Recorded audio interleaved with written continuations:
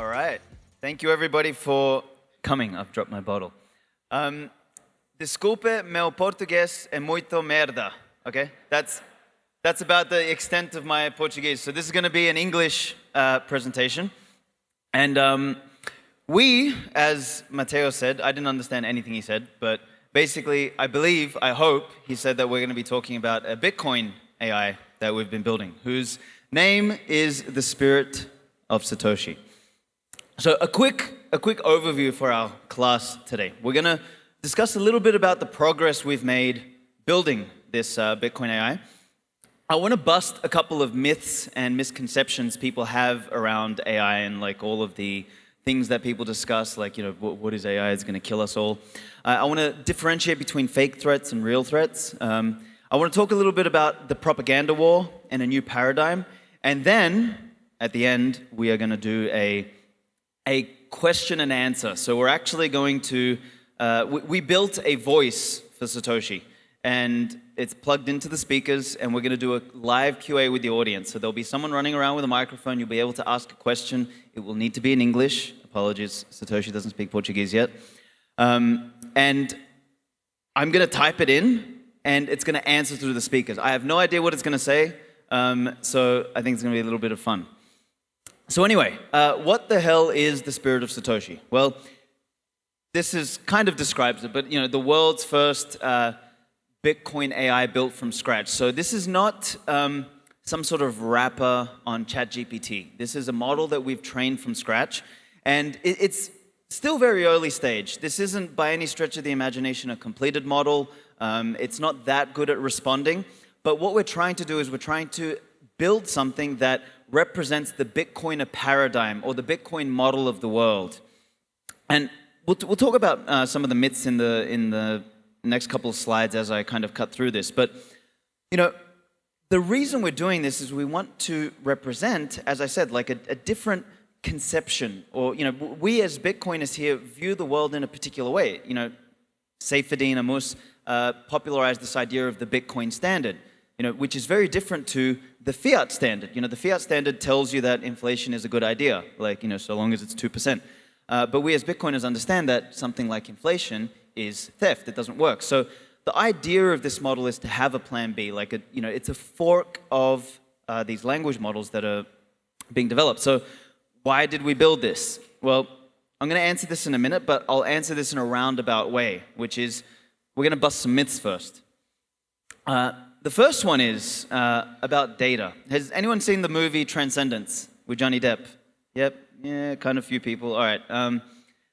You should go watch it. It's an interesting movie. The premise behind it is a little bit far-fetched, obviously, as all of Hollywood things are. But there's this myth in AI, which is, just get a bunch of data and give it to the AI, and the AI is going to know everything.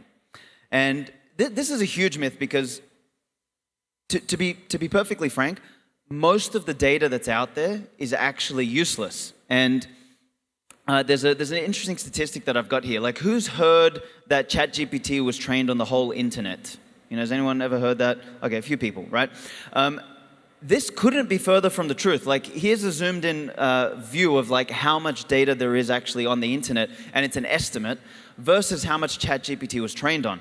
Like, 64, I don't even know what number that is. It's not a billion, it's like a gazillion, versus 600 gigabytes, right? So to kind of give you like an idea of the magnitude of difference, that's like the country of El Salvador. I think it's even like El Zonte as a city versus the size of the sun. Like, that's the difference between the amount of available data versus what models are trained on. So people think that, okay, just grab everything, feed all the data to the AI, and it's going to know everything. It's actually not how it works. You know, we found this out firsthand when we went and we transcribed every single Bitcoin podcast out there. Guy Swan, you know, Breed Love, Saifedean, my stuff, everyone. And, you know, we got this data and we started feeding it to the model. And, you know, we had these like long transcripts of podcast stuff. And then the way the model would speak back to us was like in these long, like, verbose, like it would just like loop itself. We're like, what the hell is this thing talking about?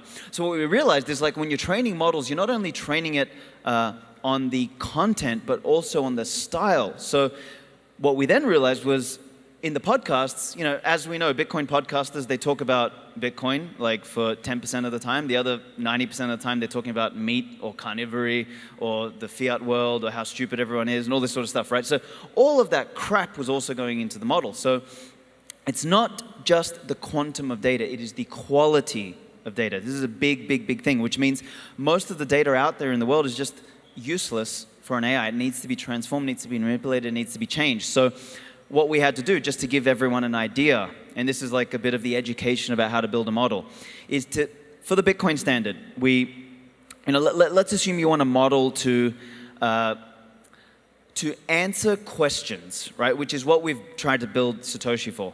You take the Bitcoin standard and you break it up, not into chapters, but into individual paragraphs. So like one book is about 1,000 or 2,000 paragraphs. You then have to take every single paragraph and you have to turn it into a question and an answer. And doing that obviously takes a bit of time, takes a little bit of expertise. You can use some programmatic functions, like you can use other language models to kind of help you do that. But it's the question and answers that you feed to the model, not the actual book itself. So then if you start to multiply this by how many books, how many articles, how many podcasts, all that sort of stuff, you start to see that this is actually a bigger job. When people talk about AI takes a lot of money to train, it's not the GPU time.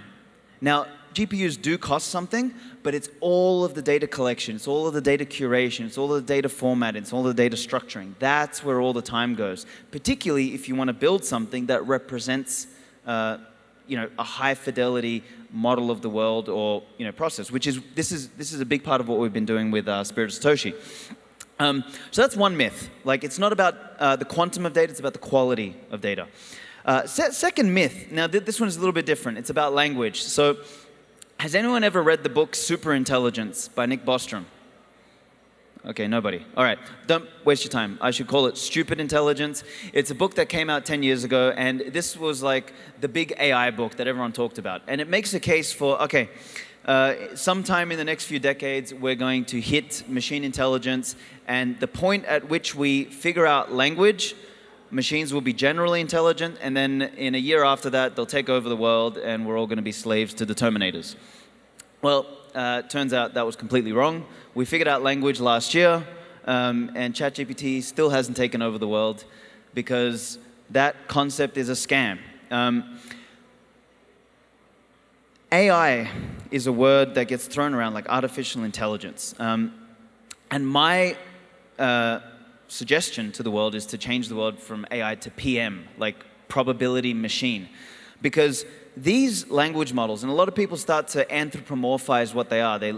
Something's talking to them and like, oh, it must be alive, it's thinking, it's reasoning, it's intelligent. And it's actually fundamentally false. Language models are just really sophisticated sentence completers, like autocomplete. When you type in Google, San Francisco, Google should say San Francisco is fucked, or whatever. But, here we've got the ones that came up when I tested it. Language models are just auto-completing. You ask them a question, and they start to complete sentences, and it's all built around probabilities. So does this mean, so I've kind of tried to bust a few myths, but does this mean that language models or AI are not powerful or dangerous or not? And the answer is, of course not. A hammer, right, is a useful tool.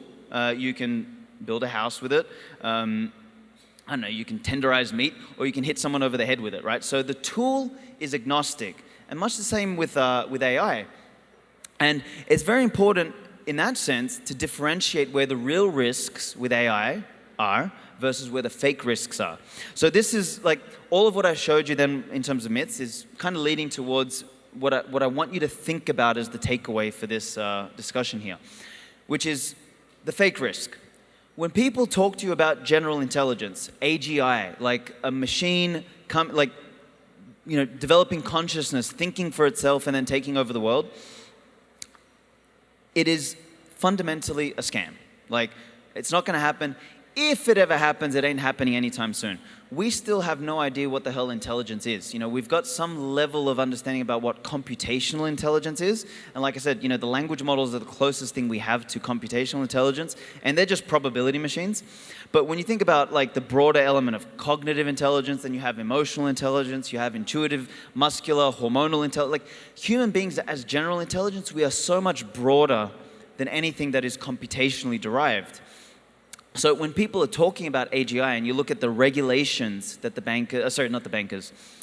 the governments and the AI people and the nerds are trying to bring in, there's actually something deeper. There's a real risk. And the real risk is actually what I like to think of as inception. So if anyone's familiar with Plato's cave, the idea was, someone shows the shadow, and then the shadow is, of what you see becomes your reality. So the idea is that which you perceive in the world starts to become your reality. And what this has to do with language models is specifically this. I think one of the big shifts that we're going to see over the coming decade is this move towards a language user interface, which is, we've been asking Google and like looking at social media or whatever like for the last 10, 15, 20 years now, and we're used to that. That becomes our source of truth. I still remember, like, I'm old enough to remember going on Google and searching like, page 2, page 3, page 4, like for the, people, not only do they not go past page 1 now, but they don't go past the first result. Like whatever Google says on the first result, that's the truth. Should I wear a mask? Yes. Okay, I should wear a mask. Should I get, jabbed? Yes, I should get a jab. So like, the reality becomes what it tells you. And this is essentially like where we're moving. We are moving to a new interface, like a new way to interact with technology. And now just imagine everything you know about the world, everything you understand, all the information you get. You're not going to use Google anymore. You're just going to use your language model. You say, hey, should I do this? What should I eat? And ChatGPT will say, you should eat the bugs. Where should I live? You should live in the pods.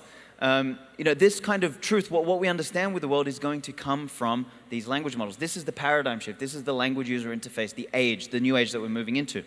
So imagine if everything comes from these, and now imagine, these guys, our friendly approved language police, these are the guys that are defining what is considered safe, or like, whenever you hear the word safe coming out of one of these people's mouths, like you run away. Like, like it's the opposite of what they actually mean. So it's safe, responsible,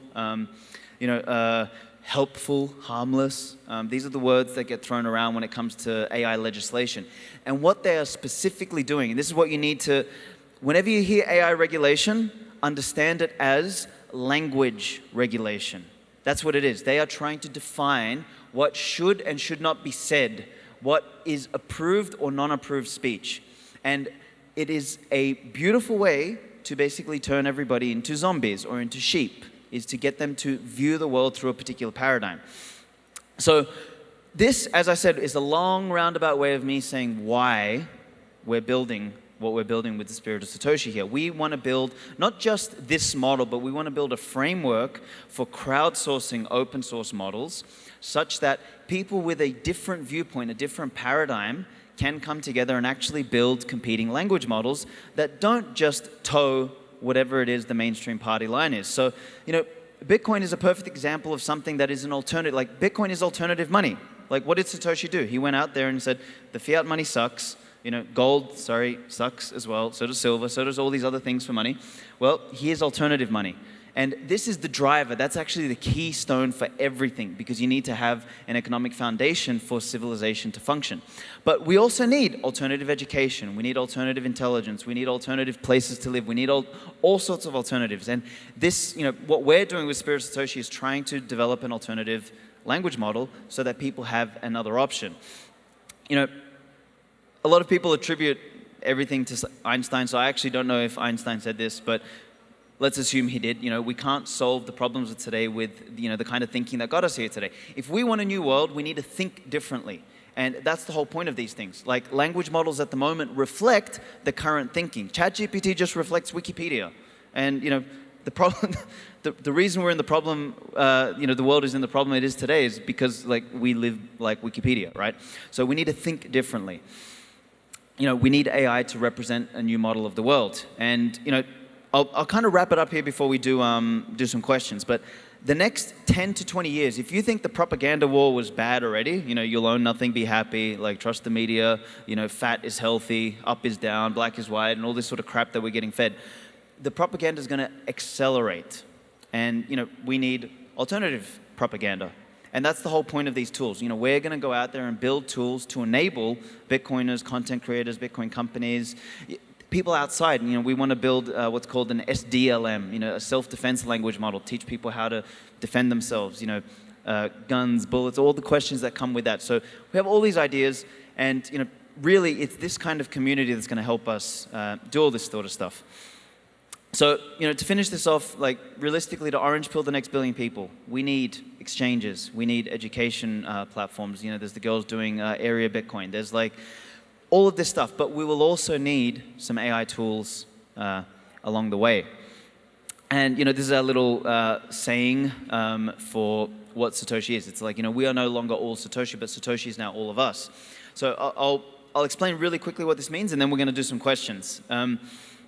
Basically, part of how we've been building this model is we have a section, and you can all go check it out. It's called train.spiritofsatoshi.ai.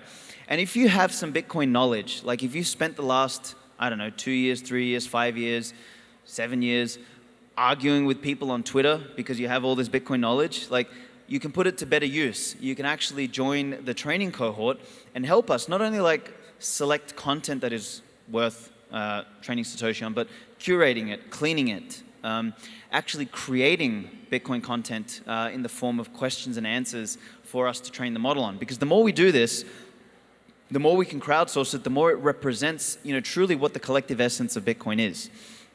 So I'd love all your help on that. If you guys want to know more about that, like spirit_Satoshi is our Twitter account. Follow us there. We use the model actually every day to produce some content. Because the model is still young and early, we do a lot of like human assistance to make the insights great. But like it's a fantastic account. Like every day there's an insight. Every Friday there's like a FUD busting. So like we take a bit of Bitcoin FUD and we bust it together with the model. So follow us there, get involved, go to spiritofsatoshi.ai. There's like a couple links there where you can submit data or you can become part of the training cohort, and I'd love your help. So anyway, that is the presentation part of what we're going to do. We are now going to get Satoshi involved, and you are all going to have an opportunity to ask him some questions. Now, my table's going to be coming in a second. I don't know how to use that, so I might need some help. But we've got him wired up to the audio, as I said. And this is going to be fun. So start thinking of some questions. Please, for the love of God, don't ask me like, I was at the Lugano conference last week, and Knut Svanholm, who wrote Everything Divided by 21 Million, he asked me, what is a space cat? I was like, what kind of a question is that? Like, are you on crack? Like, so give me some decent questions. Like, I'll try not to influence what you guys say, but, questions related to Bitcoin, Brazil, whatever. We're in Brazil. Let's think of something. So I'm going to make sure that we're plugged in here and that we have voice. So I think there should be a mic runner around. So if anyone's got questions, now is the time. Raise your hands.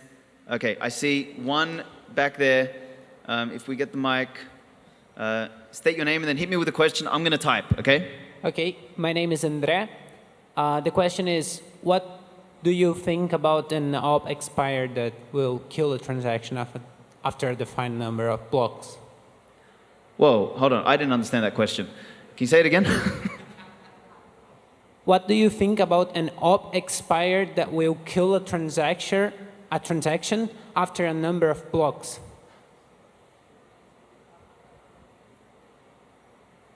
Okay, hold on. I'm still frantically typing away here. Clearly, we need to build a way for Satoshi to like put all of this data in there. So an op expiry that will kill a transaction after a number of blocks. Is that right? Yes, that's right. Okay.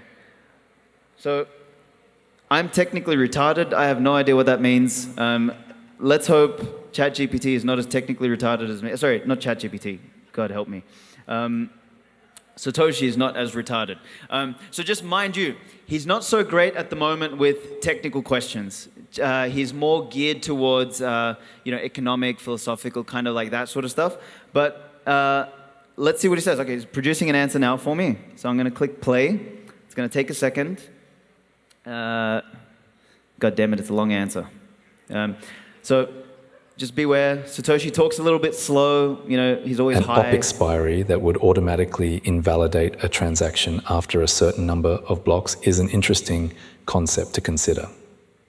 While it may have some potential benefits, such as reducing the impact of stuck or unconfirmed transactions, it also introduces new complexities and risks. Bitcoin's design relies on the immutability of transactions once they are confirmed and included in the blockchain. Introducing an expiration mechanism could undermine this fundamental principle and potentially open the door to abuse or manipulation. Additionally, implementing such a feature would require significant changes to the Bitcoin protocol and consensus rules, which would need to be carefully evaluated and thoroughly tested to ensure the security and integrity of the network. As the creator of Bitcoin, I believe it is crucial to prioritize the core principles of decentralization, security, and immutability that have made Bitcoin a groundbreaking innovation. However, I am always open to exploring new ideas and innovations that align with these principles. If you have any further questions or would like to discuss other aspects of Bitcoin, please feel free to ask. Damn, this guy actually thinks he's Satoshi. The guy's like... Anyway, I don't know if that's a good answer or not. Is that a good answer? Like, what would you give it out of 10? Like 1, 5, 10? A 7, an 8. Okay. 7, 8, yeah. Okay, cool. All right. I have no idea what he was talking about, but fantastic. There we go. We got an 8 out of 10. Let's go. This gentleman down here with the red hat. Okay. So hi, my name is Saulo, and my question is, we as a community, how we can fulfill the goal of get Bitcoin in the hands of everybody? Okay, so fulfill the goal of getting... I have a really short answer for you. It's called wait. But let's see what Satoshi says. Man, I type like a grandma. How can we as a community fulfill the goal of getting Bitcoin into everybody's hands, right? Okay. All right, Satoshi, hook a brother up. He's probably going to say something like, tell Svetski to go on every single podcast until he dies, or something like that. Slavery.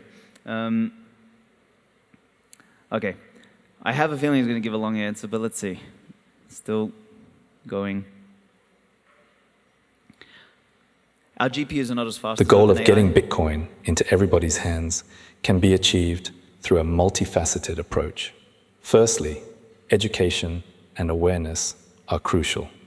We must strive to educate individuals about the benefits of Bitcoin, such as financial sovereignty, protection against inflation, and the ability to transact without intermediaries.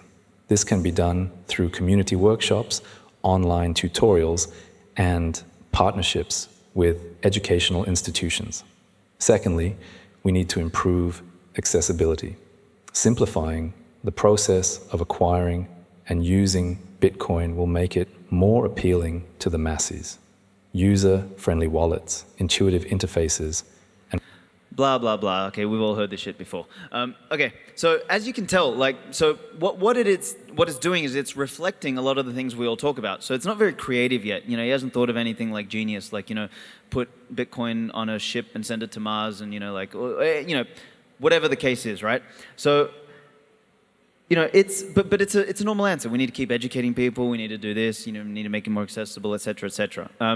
So this is one thing that's really important to know about, AI. It's a mirror of what human beings have already created, right? Now you can probably find some interesting creativity there, but you got to get really good at prompting. So I'm curious, does anyone like have maybe a funny question? Like, you know, something to ask? Let's see some hands. I think I see one there. Yep, there we go. Dude with a mini afro. Yep, that's the one. Okay. Hi. What's up, my man? Okay. Hit me. I'm Rodrigo, and I'd like to ask, how would Satoshi explain Bitcoin to a grandma?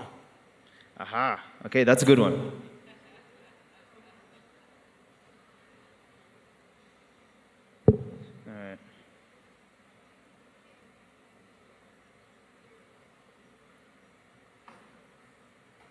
All right, here we go. Hold on. Pressing. He's thinking. He's like, let me think of my grandma, but he's like, maybe I don't have a grandma because I'm a computer. But maybe he does. Let's see. One day when we're as rich as OpenAI, we're going to have a lot of GPUs, and this will be faster, I promise you. But until then, we have to give Satoshi a moment to warm up. You know, maybe he thinks he's a grandma, actually, from this question. Okay, all right, we got something. Okay, this should be funny.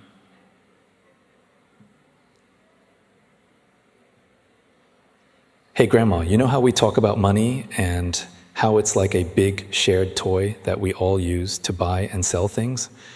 Well, imagine if that toy had a special feature that made it even better and more useful. That's kind of like Bitcoin. It's like a digital toy that's not controlled by anyone, not even the government. And the best part? It's super hard to break or lose, like a toy that's made to last. So, just like how you save your real money in a safe place, like a piggy bank, Bitcoin is like a digital piggy bank on the internet. And just like how you can use that money to buy things you want or trade it with your friends, Bitcoin is a global currency that you can use to buy things online or send to anyone in the world instantly. But the best part, Grandma, is that it's not just a toy for kids, it's for everyone. It's like a toy that's so cool and unique. It's not just for little kids, but for grown-ups like you and me too. And the more people use it, the better it gets. It's like a toy that's always growing and getting stronger, just like you do. So, what do you say, Grandma? Are you ready to start playing with Bitcoin? That's a little creepy. You know, it's kind of a little bit almost sexual. What kind of a toy is Satoshi trying to give to Grandma? I don't know. Anyway, we got to turn the pornography component down here. Where's Breno? Can you please fix that, man? Jesus Christ. Yeah, exactly. Okay, look, we only have 1 minute left, so I think we're gonna wrap this up now. I'm sorry if there was any like pressing questions, but you can actually go out there if you want to. Go to app.spiritofsatoshi.ai. We haven't made this public yet, but hey, since you're all cool and you're Brazilians and you've welcomed me into your country without arresting me, thank you. You can go and use it, okay? app.spiritofsatoshi.ai. You can ask it some questions and see how it performs. But I hope this was useful. I hope you learned a little bit about AI in the process. I would love you all in some way, shape, or form to get involved in the training of Satoshi. You can see he's got a long way to go, particularly with the grandma questions. So like, what you can actually help us do is, you know, we can ask you that question and say, you know, how would you explain Bitcoin to a grandma? And you can actually answer that as if you're Satoshi. And the more of those variations we have, when we teach the model that, it'll get better at answering it like that, instead of some creepy thing talking about toys that grandmas are going to use, okay? Last but not least, if anyone is interested, a little bit unrelated to Spirit of Satoshi, I am doing some book signings for the Uncommunist Manifesto with Refugio Bitcoin in the back. So if anyone wants to come and see me there, I'll be there for about half an hour before I need to run. But other than that, thank you all so much for your attention. Appreciate the time, and I hope that was useful.